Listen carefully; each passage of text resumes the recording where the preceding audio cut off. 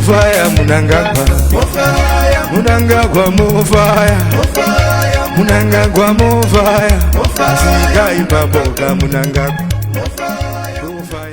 Thank you all for coming. Today's presser will be addressed by our Secretary for Information and Publicity, Comrade Mchangwa. I will hand you over to Comrade Mchangwa so that he may begin. Yeah, good afternoon, comrades and friends of the press, of the fourth estate of Zimbabwe.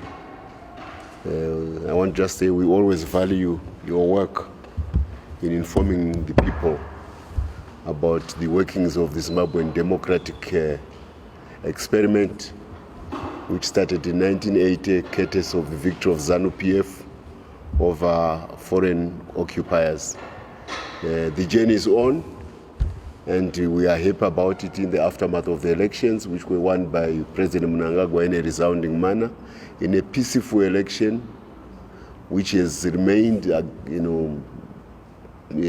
calm, tranquil, ever since the day ZEC finished its job. We are now, as a party, focused on governance and carrying out the program, which is a continuation of the National Development Strategy #1 with vigor. And we are happy that we are getting more and more international support because people are happy with the legitimacy which was conferred by to our president by our electorate, which was of course declared by the referee ZEC, the only authority which can decide on the outcome of elections under the Constitution of the Republic of Zimbabwe. That as it may, we are dismayed by events in the last week since the opening of Parliament, when the opposition boycotted the presidential speech, and thereafter they went on to cause mayhem in Parliament in reaction to events which have nothing to do with ZanuPf as a party, which have nothing to do with the executive of the government of Zimbabwe, which is very distinct from Parliament. We operate under three pillars of state power in Zimbabwe: the executive, which is the presidents, which runs governments through cabinet ministers who have since been appointed and are busy discharging their responsibilities. Then we have the judiciary, which is responsible for the adjudication of all disputes related to the functioning of the Zimbabwe Constitution. Then we have the legislature itself, which is accountable, which is responsible or accountable to pass laws which are based on the Constitution of Zimbabwe. The events which have caused a lot of mayhem in Parliament, but also have made the CCC go out to the public, relate to the fact that there was a letter of recall signed by an individual who is known within the CCC, who is a long-standing member of CCC. They have not disputed that he is their member. He signs a letter to the Clerk of Parliament to say that certain of their members have been recalled.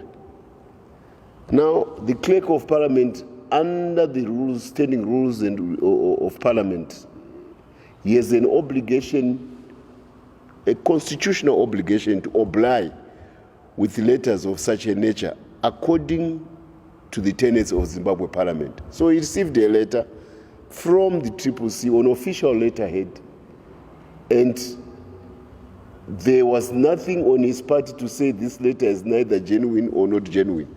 It came from CCC member who said he holds a certain office and he is responsible for the recall of any members of their party who have fell foul of the party CCC.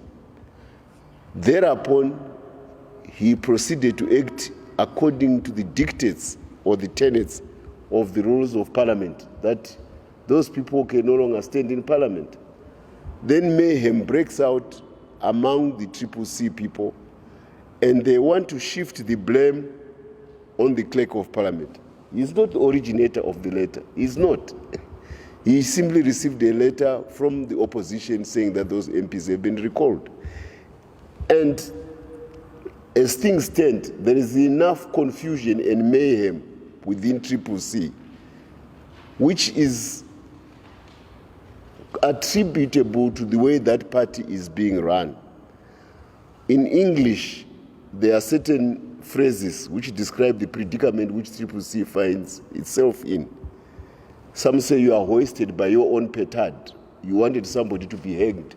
Then you step on the trap and the news goes around you. But you are the one who has forgotten that, or who had arranged that news to hang another person who becomes the victim. But you become instead the victim. The other English saying is that if you let lawlessness take hold in your party, thinking that it will consume your enemies or your rivals in your party, one day that lawless will turn around and visit you because you have created a situation of lawlessness in your party. In Shona, they say, Chakai Bashino Zokera Muritz Wacho. That's how we put it. And this is exactly what is happening in the CCC. We have a party leader who ascends to power in a high-handed manner, if not a coup d'etat, in Buhera against the venerated leader of the party, Morgan Tsvangirai. He feels insecure because of the manner which he ascended to the top. Because of his insecurity, he cannot call a conference. But to add to the charade, he decides that the party will not have structures. Because if there are structures, somebody could be a rival. He can't let power be dissipated from him or distributed from him, because he lacks the confidence to trust anybody else who may assume power other than him, even at a subordinate level. And because Rave Donga Watonga Mpati, then one doesn't know who exactly is doing what in that particular part. And because of that, his rivals in the party are involved in conspiring against him because they feel that they've been hard done by himself.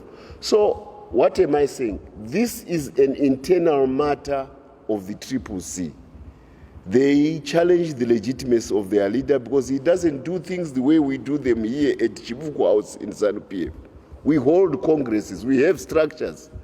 We built structures during the war. We have a tradition of organization. It's inconceivable in ZanuPf that somebody can write a letter and try to remove members of parliament without the party being vigilant against that errant person.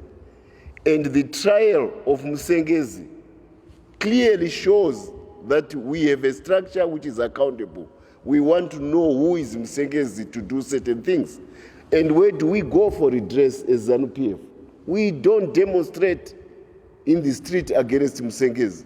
We take him to the courts of law so that he can be tried to check his veracity on which basis he writes a letter about the leadership of our president. This is how we do things in ZanuPf. We make recourse to the Constitution of Zimbabwe and its three pillars, which I mentioned earlier on. And in this instance, we made recourse to the judiciary. So if MDC, CCC have had issues about who was recalling where, their first port of call was been to the courts of law. And that person would then have been disabused of the authority which he wrote that letter upon. But because he is vulnerable to the attack that maybe he himself is in power in a similar manner, He doesn't want to do that because that will be exactly the defense of the people who are who are rebelling against him. This is a rebellion within CCC, and he's trying to foist a rebellion in CCC to the Speaker or to the President or to ZanuPf. I want to say categorically before you, President Mnangagwa has nothing whatsoever to do with what is going on in CCC. ZanuPf does not relish a divided opposition because what we want is good business in Parliament with a solid opposition which is justifiable under the Constitution of Zimbabwe. We want that opposition. That's why we go to the elections to contest against it. So we want that opposition in Parliament.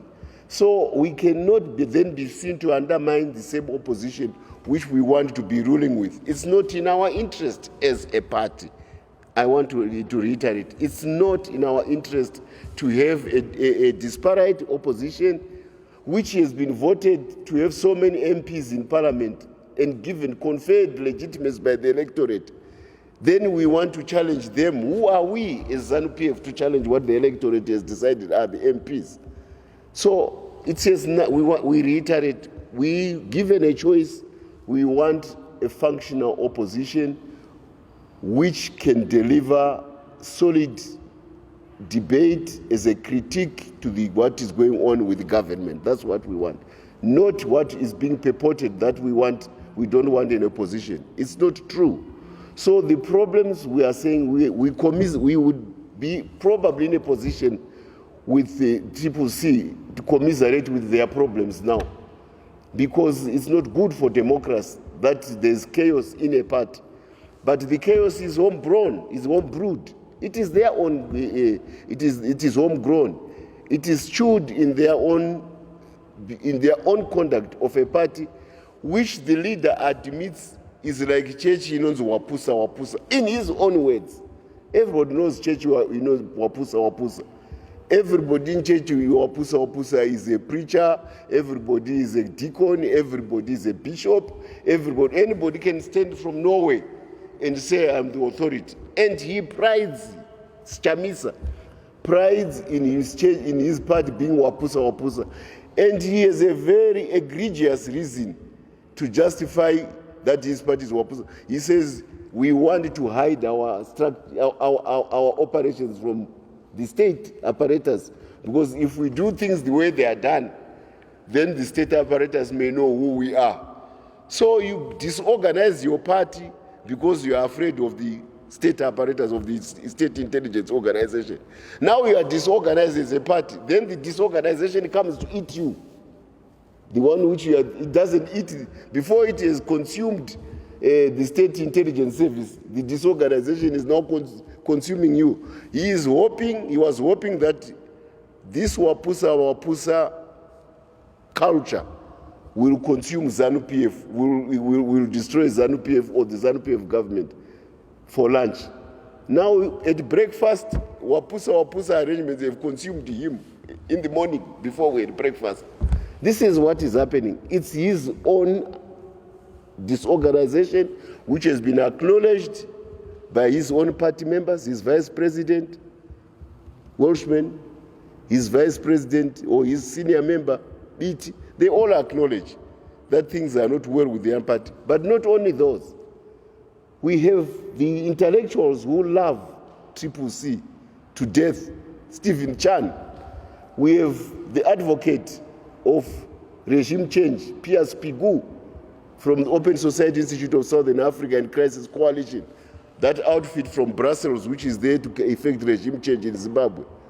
They acknowledge, then they are all their professors who are at various universities in South Africa, they acknowledge that Chamisa's undoing, his Achilles heel, is his refusal to run the party the way parties are run all over the world. That is his undoing. It's his problem, this issue. So we want to say, keep your hands away from our speaker.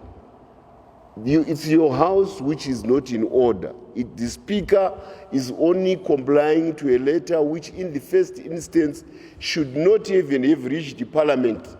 because MDC, CCC is in parliament, they should have had the vigilance to know that among their party membership somebody is doing something wrong. The same vigilance which we had in ZanuPf against Msengezi, and we quickly took him to court to say this man is masquerading.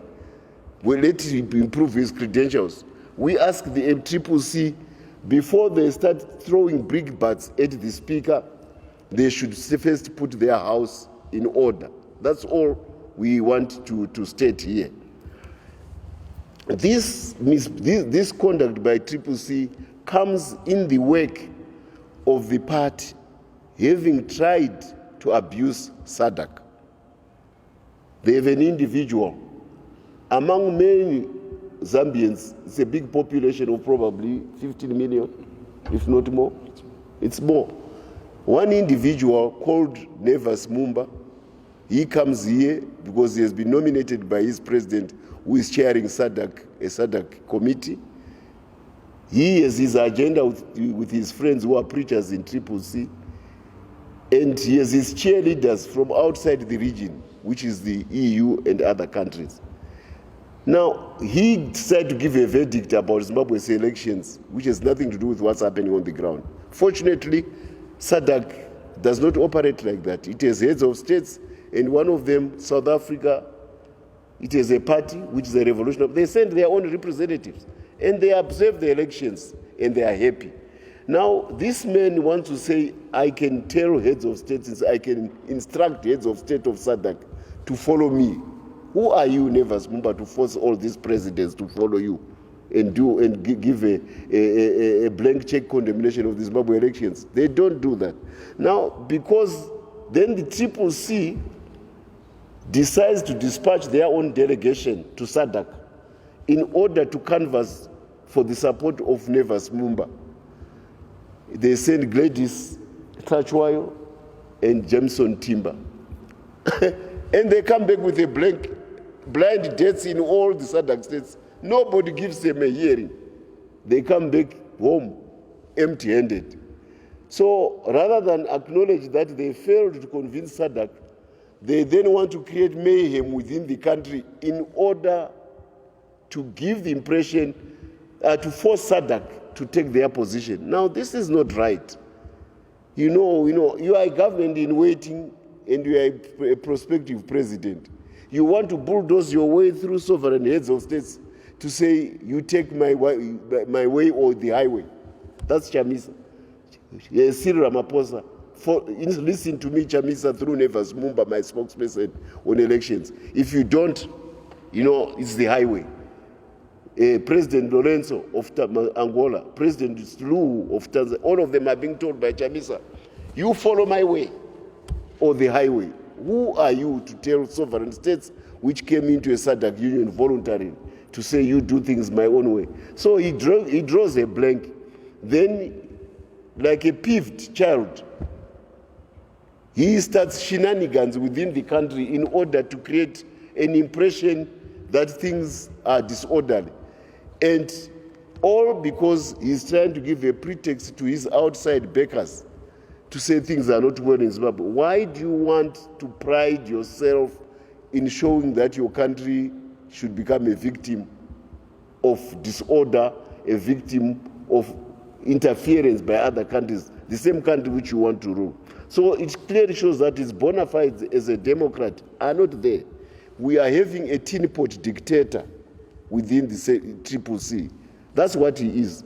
A tin pot dictator within CCC who is aspiring to make the country behave the same way that his party behaves. But I told you, Zimbabweans are structured people. They will not do things that way. They reject the disorderliness of the CCC. Now, this is playing to the gallery of Brussels, the gallery of Washington, the gallery of London, the gallery of several European capitals. We ask, here is a contrast. EU, you want Chamisa to be the ruler of Zimbabwe. Look, in a democratic world, even in international diplomacy, there's nothing wrong with EU preferring Chamisa. There's absolutely nothing wrong. But what is wrong is to try to force Chamisa upon the people of Zimbabwe against their constitution, against their vote. That is wrong. That's what the EU is trying to do. They interfered brazenly with our elections, and God forgive, if one day they keep pushing the envelope, then Zimbabwe will bring out the whole gamut of shenanigans, including technical equipment, which was availed to the CCC in Zimbabwe in order to announce elections which had nothing to do with the vote of the people in the booth. They wanted to announce their own elections here, to hoodwink the world into thinking Chamisa has won, using the fact that we are in the digital era, where you want to substitute your possession of the medium of digital communications to become the will of the Zimbabwe people. That's not right for a responsible international organization like the EU. If they want Chamisa to win, they have every reason to behave in a manner which is systematic and long-term to make him possibly win. And what do? 20 years the CCC is in charge of the cities as MDC. These are the cities which are major population centers where people produce goods and services for consumption on the global market, on the regional market, on the national market. The CCC, the EU, in the 20 years, who have a development bank and a development fund, would have pumped millions into the urban centers of Harare, where CCC was in charge, to develop urban centers, and these cities would be gleaming, shining cities of CCC competence, in which case a grateful electorate would equally greatly have gone to the both and ticked X on the CCC, because they can see the performance of the city fathers of the CCC who are being supported by the richest trading bloc in the world. The biggest fund in the world for financial investment are within the CCC, within the EU. Why doesn't the EU avail all those funds to CCC to develop towns and make them shining cities like Tokyo, like Paris, like London, where they reside? Then the CCC would enjoy the vote of the Zimbabwe, and people would forget about ZanuPf, because after all, the voter in Zimbabwe is decided in a telephone booth, in a voting booth. Now, CCC does not enjoy that favor from. All they get is money for subversion for 20 years. Huge budgets to say it does not matter you are in charge of cities. We are not interested in cities, we are interested in the big pie, the country. So you must go to State House. If you are not in State House, we will not give you the support for development assistance for your urban areas. That's what, and the EU would have groomed the CCC to go to the various capitals and financial markets of the EU: Frankfurt, London, Milan, Paris, Washington, Toronto, Sydney. They would have groomed them to comport themselves and convince businessmen to come and invest in the cities which they are running. So all the businessmen in the world would be saying, oh, this opposition is business friendly. But guess who does that when it comes to power? It's President Mnangagwa who says Zimbabwe is open for business. Then he starts attracting business into the country. Then the people who are benefiting from his investments start enjoying that. And when he goes to the elections, they support him because he's changing their life. The EU doesn't want to do that with CCC. Now, this is an organization which we have a whole range of interaction with. The sad thing is that, again, they are being petulant. They are men whom they send to the elections. Is the one, I don't want to mention names, is the one who wants to keep the court boiling about elections which are over, as if it is the only single item which matters between the EU and Zimbabwe, this election. He does not want us to get out of election mode. And, he does all sorts of things, this man. But I want to remind you, the original challenge we had with the EU and our elections was again with the EU, when another gentleman from the EU, and I don't want to mention names, because we aspire for good relations with the EU. We just want to say to them, to the EU, no, you are a mature organization of countries which have been democratic for a very long time.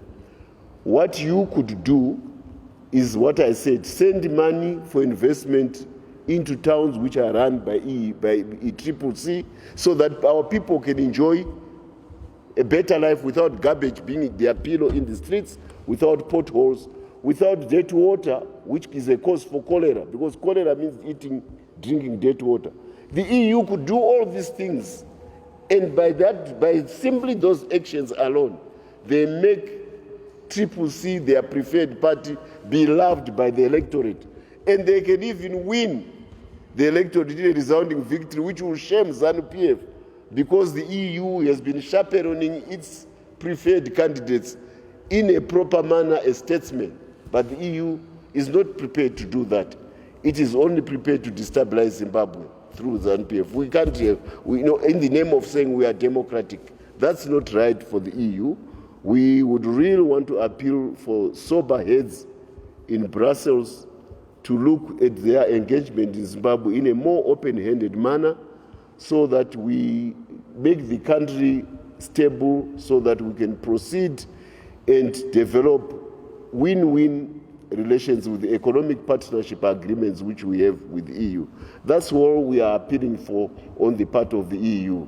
We can't have them try to abuse institutions like SADC to serve their interests, because they are miffed at the fact that Chamisa did not win the elections. No, that's not the proper thing.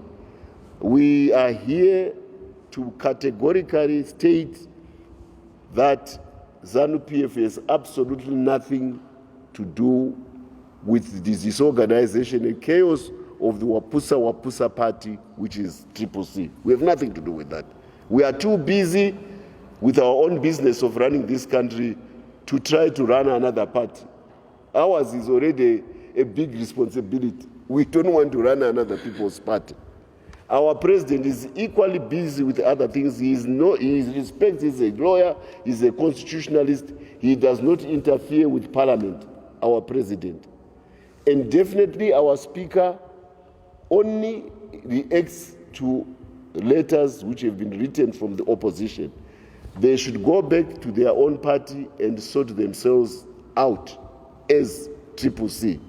That's what we appeal. And boycott, we are told. Guess who was in parliament today? ZANU-PF. As we talk, they've left parliament because there's a committee on the standing rules of parliament, the SROC. It's a committee which decides on all the how to run parliament, including T&S claims, including PECs and other things which the MPs are entitled to do. So now, because that is of personal interest to MPs, they decide to come for that committee, even when they are saying they are boycotting and they are calling for boycotts. You can't have your bed and eat and lie on it on the same time. And I repeat, the gamut of things in parliament are an a la carte menu. You take it as a whole. You can't go as a cafeteria and choose what you want and what you don't want. That's not the provision of the Zimbabwe Constitution. So I want to tell you, the appearance of boycott or the call for boycott, it's a charade. It is all meant for a point which I'm getting to. Because Chamisa lost out in the elections, when everybody else, the 107 MPs and the many city councillors won, he is trying to find the back doorway into parliament, not through the electoral booth, but through some kind of side entrance. So he's holding hostage everybody else in ZANU-PF to say, unless I'm inside that place, then it's all or nothing. That's what he's doing. He is a sore loser who cannot accept that he can be outside of parliament because he lost an election. Now, this kind of behavior is not proper for a man who aspires to be the leader of Zimbabwe. It's not proper. And to compound his conspiratorial attitude to life, he wants talks with the president, direct talks with the president. He wants direct talks, which the president would normally be amenable to.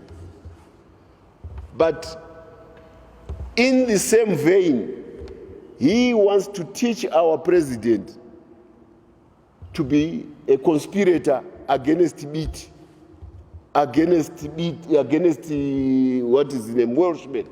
So he wants his engagement with our president as a whip to ensure that he makes either BT fall by the wayside or Welshman fall by the wayside. So he wants furtive engagement with the president under the darkness without everybody knowing what is going on. In short, the way he runs ZanuPf is the way he wants to engage our president to run affairs of Zimbabwe under the carpet, in the guise of darkness. And, instead of in a transparent manner where you are accountable to the Zimbabwean electorate, he wants to cut a deal with ZanuPf behind BT, behind Welshman Nube, behind Charlton Wende, behind everybody. Now, our president is a cadre of the revolution. He is a principled man. He is a constitutionalist. He believes in transparent. He says, no, Chamisa, I cannot become part of your settlement of internal disputes within ZanuPf. I can't help you. Because in this instance, all these people which Chamisa is fighting against with his organization, they are all respectable members of Zimbabwean society who have worked with the president before. And most of them are not it. They are lawyers like the president. How can he, a decent man, countenance the idea that he cuts a deal under the table behind BT in order to appease Chamisa? It doesn't work for President Mnangagwa. He doesn't want to do that. This is the sole point, the other sole point about Chamisa. I told you the first one, he wants to find a side door into parliament. Not through ZEC, not through the electorate. That's why he's causing mayhem within his party, and there will soon be a rebellion by all the MPs who are saying, we won fairly, we have got the mandate of the electorate. Do we subscribe to what you want Chamisa as the leader of the party, or do we subscribe to the electorate? And being decent Zimbabweans, most of these MPs will say, no, what the electorate said matters more, because it's a democratic state. So he's trying to hold on to people who want to comply with the dictates of democracy in order to save his own political skin. This is his problem within the party. But as if that is not enough, he wants to draw in ZanuPf, particularly our leader, into a similar scheme where there's a conspiracy against other MDC contenders, rivals within the party. He cuts a deal behind their back with President Emerson Mnangagwa. Then he shoves them under, he throws them by the wayside. That's what he wants. Now the president is saying, no, that's not the way things are. I am a principled man. I can't do that. Come into the open. Come with your, you first own up, get your house in order. You don't use me to settle scores with the Welshman. Don't use me to settle scores with BT. Don't use me to settle scores with Charlton Wende. Don't use me to settle scores with all the other people within that party. So I want it to be understood. Two things: that the problems within the ZanuPf have nothing to do with ZanuPf or the government or the president as the executive or the Speaker of Parliament. The man is not the originator of the letter which was done by ZanuPf. Secondly, ZanuPf should use their own systems to bring to discipline people who write wrong letters to Parliament under their guise. And they should be vigilant to make sure that those letters don't get to Parliament. And if they are somehow lax in vigilance, because they are not like ZanuPf, a revolutionary party, which for also vigilance is not in their DNA, it is in our DNA. If they lapse and that letter somehow manages to get to the Parliament, Triple C should quickly run to the courts. First, report fraud to ZRPC, to ZRP. There can also be political fraud. They rush, they report, what is his name, Chabangu? The one who wrote it? Chabangu. Yes, Stephen Chabangu or someone. They should quickly rush to the police, report him, and immediately go get their lawyers busy so that the courts can settle that issue with them. Now, they don't also want to believe in the courts in Zimbabwe. What do they want to believe in? They want to believe that the EU and Europe must come to be their savior. Now, we are first respecting sovereign republic. We belong to Africa. We belong to SADC. We cannot accept that the EU or outside organizations be abused to further the interests of Triple C. That we will not accept. Then the other point which I want to raise is that the EU, we appeal to them. We have a plethora of engagements with them. There is not one single item which they want to concentrate on, which should disturb the wholesome relationship which we aspire to have with the EU.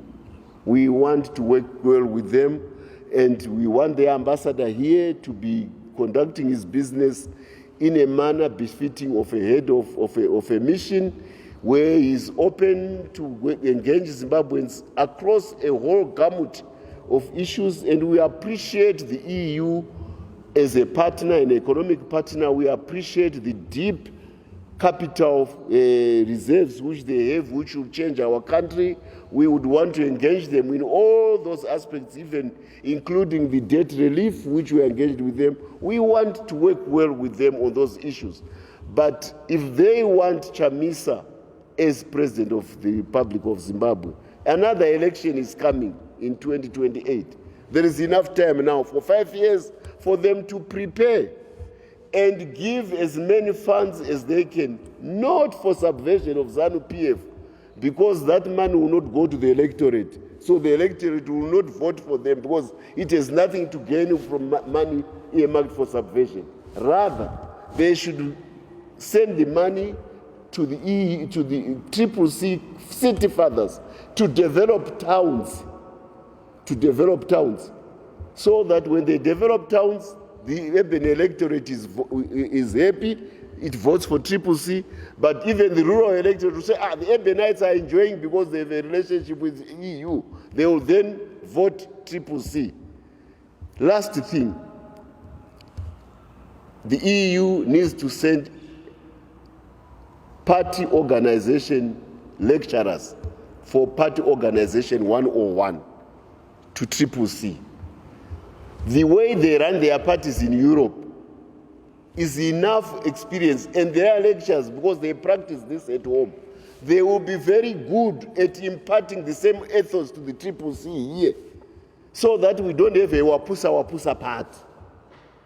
That's what the EU should do, because it looks like organizational theory and practice of political parties is singularly absent from the head of Chamisa.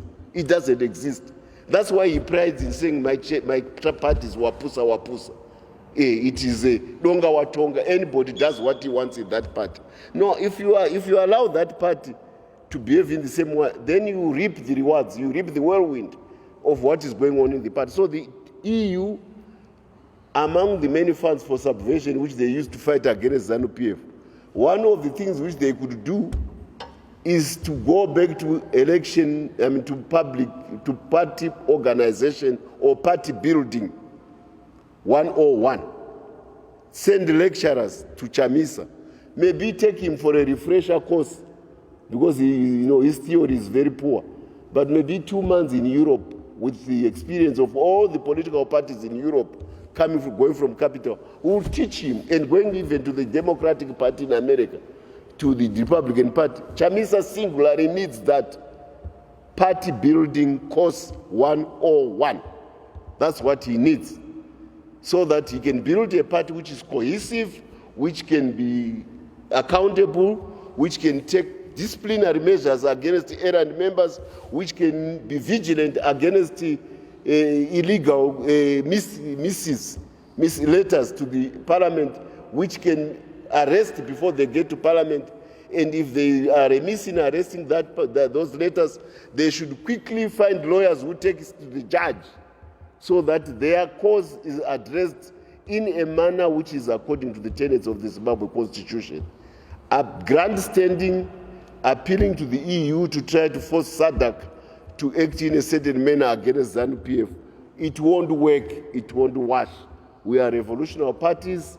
We have known what imperialism does to Africa: slavery, colonialism, wars of apartheid, wars of racism, massacres on a grand scale. We know that. We have gone through the whole gambit. We are now wiser than before. So we are vigilant. So we don't want them to mistake that we can somehow let our vigilance down. We won't. So these are the things which will appeal to the EU. Come through the door, talk and teach those whom you prefer modern party organization. Give them the capital funds when they win from an electorate to be city administrators. Give them the investments which is needed to make cities prosper. If you do that, they will win the support of the electorate. Then per market, because they want Chamisa to win on the day of the elections when he has not been doing that job. We have 5 years now. They have a whole 5-year period, EU.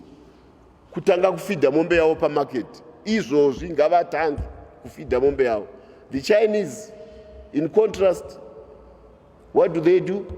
They come to ZanuPf, they say we build power plants for you. Suddenly there's no more load shedding. And President Mnangagwa can go and say, look at what the Chinese did for me. I've got Wange 7 and 8. They come and build steel plants in Manize. Next, in 2 months' time, we start producing steel in Zimbabwe. He sits on the pedestal. He says, look at what the Chinese can do, because the Chinese, they may prefer ZanuPf, but they just don't prefer in words. They write their checks to make sure that there's infrastructure in Zimbabwe which makes ZanuPf beloved by the people. They say you want market access to China. Send all your fruits. Grow the whole Limpopo Valley with the citrus fruits. Who buy those fruits? You have got lithium. We will dispatch our billionaires. 10 out of 10 billionaires in the world, top in lithium, 6 are in Zimbabwe from China. So China says, we dispatch our businessmen to go and mine and process lithium in Zimbabwe. We are now sending from Arcadia, we are sending 120,000 tons of lithium concentrate. Very soon Sabi will join. Very soon Bigita will join. Very soon Gwanda will join. Very soon. So the Chinese send their best businessmen to Zimbabwe, billionaires, the top ones in the whole world. They send them to Zimbabwe. Go and invest so that ZanuPf can be the best suitor among the brides. That's what they do. They say, the best bridegroom among the suitors. That's what they clothe the ZanuPf with investment partners across all fields for infrastructure. So ZanuPf is well dressed on the catwalk. The EU does not dress the CCC to properly wear the right clothes at the catwalk. So the judges who are the electorate, they will not vote for CCC because the ECEU has been remiss in supporting the party which they love through the appropriate means, which are investment, sending business people, and teaching them organization of party building 101. That's very important. And they have the experience at home. They can school that into the CCC so that the chaos and organization does not happen and then try to blame an innocent ZanuPf. Our speaker must be left alone to do his job. Our president is doing his job. He doesn't interfere with the parliament, the legislative, and our judiciary is there to adjudicate if the CCC is not happy. That's all I wanted to say for today. We are ready to entertain any questions. Are there any questions from the floor?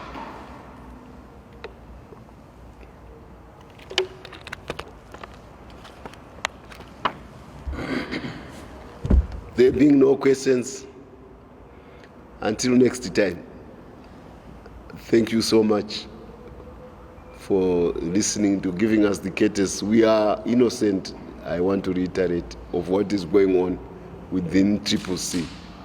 We dearly would wish them that they get organized and become a responsible opposition in parliament, so that we all share in the burden of moving Zimbabwe forward. The ball is in Chamisa's court, not in President Mnangagwa's court. But definitely it's not right for him to try to recruit President Mnangagwa to become a conspirator against his party rivals within the organization of CCC. Our president will be jealously guarding his integrity against being drawn into the brawling which is going on within the CCC. He will not, and he will definitely not, in the dark of the night, sup with Chamisa so that he can outwit Welshman Ngube, BT, Charlton Wend, or the others. Our president will not do that. These are all decent Zimbabweans, even if they are the opposition. We will not undermine them to please the ego of a tin-pot dictator called Chamisa. We will not do that. I thank you. Mufaya Mnangagwa, Mnangagwa mufaya, Mnangagwa mufaya, Zigai baboka Mnangagwa, mufaya ka Mnangagwa, mufaya mufaya, Mnangagwa mufaya, amudibiro ka mufaya, oh ndati mufaya, pane